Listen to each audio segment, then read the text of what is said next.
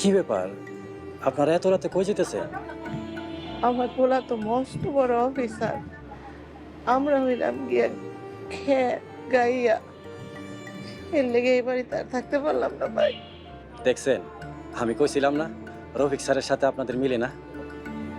হ মামা, আপনি সত্যি কইছিলেন, আমার ভাই মস্ত বড় অফিসার। আমরা গরিব, তাই আমাকে মতো গরিবের এ বাসায় জায়গা হইল না ভাই। ভাই অনেক কটু কথা কইছি, পারলে মাফ করে দিন। না না, কোনো সমস্যা নাই, কিন্তু এত রাতে আপনারা যাইবেন কই? জানি না কই যাবো। দরকার পড়লে রাস্তায় ঘুমাবো। আপনাদের যদি আপত্তি না থাকে, চাইলে আমার বস্তির বাড়িতে আমার সাথে থাকতে পারেন।